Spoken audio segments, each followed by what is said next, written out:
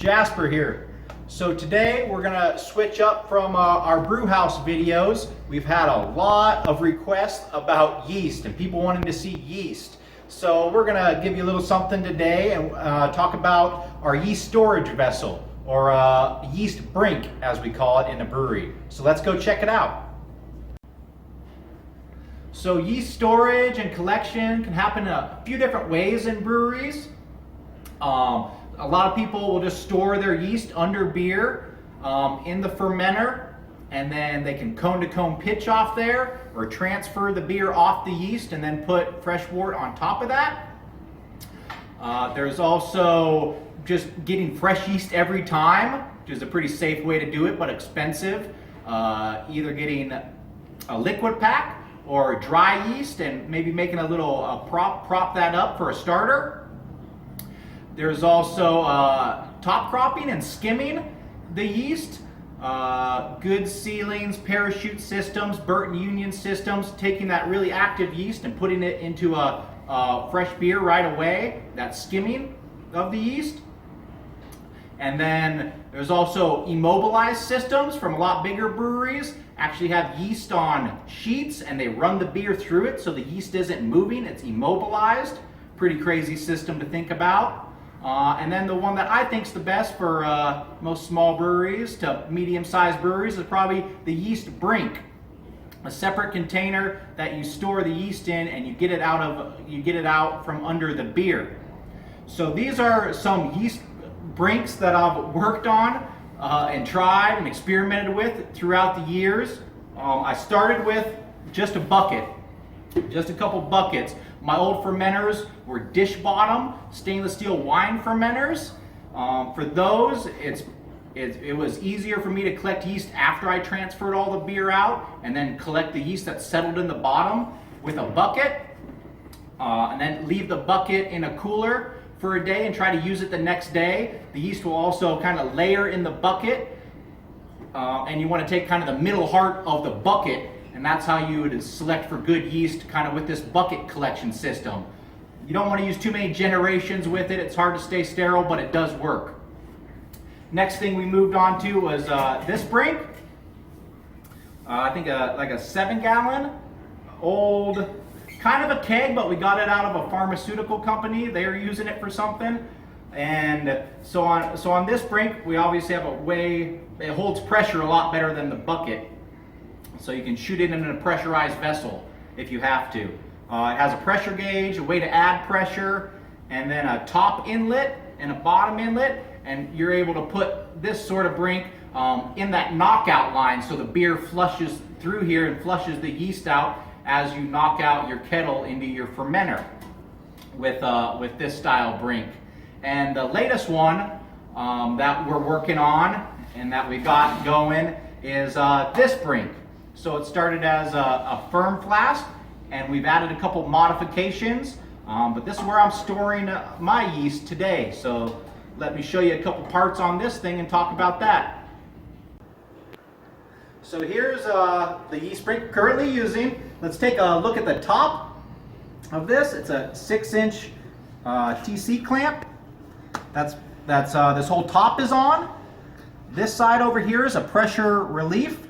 So allows this container to relieve pressure if the yeast builds too much pressure in there. Has a pressure gauge so it can tell you the pressure inside of this brink.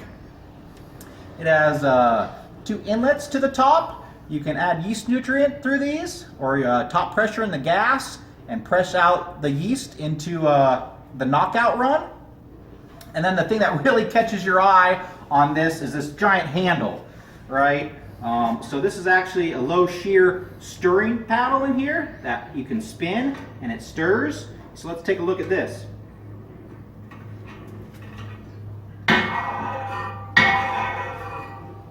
So if we pull that out, we could see how this bar allows me to just really gently stir that slurry that's in there.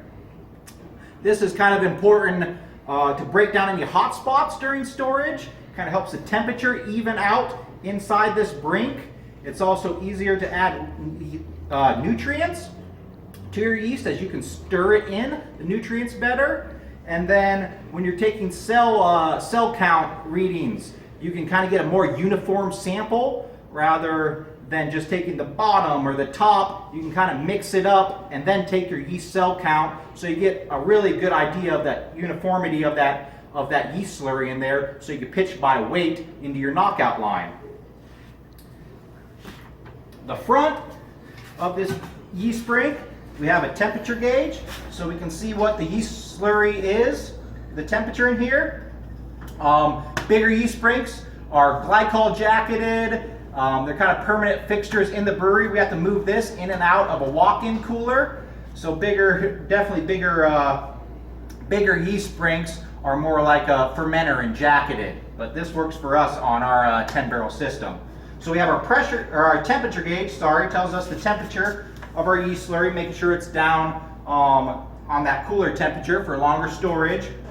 We added a spickle, so we can take, after mixing up the slurry, we can take our sample and do our yeast counts through our spickle here. We have the next arm is our racking arm of this, so it allows us to pull the yeast off of the bottom rather than the direct bottom, or not off the bottom of the brink. So let's look inside, and you can kind of see that little racking arm inside there, so you can select where you want to pull that yeast slurry off of.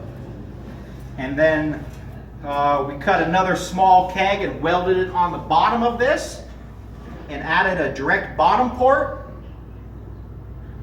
so that way we can rinse and clean this keg really well. Something I haven't mentioned is we also, on the top here, we also added like a little lip or a little flange, and this allows for a spray ball to be connected to the top when not in use. And the spray ball on the top and that bottom port on the bottom allows us to run our cleaning loops through this really nice, rather than having to shake this thing full of liquid or anything crazy like that thrown out your back. Those two modifications have really helped this design. So hopefully that gave you a good idea of what our yeast brink looks like in our brewery.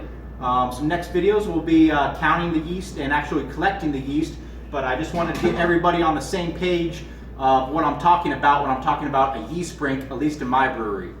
So until next time, keep drinking. Cheers.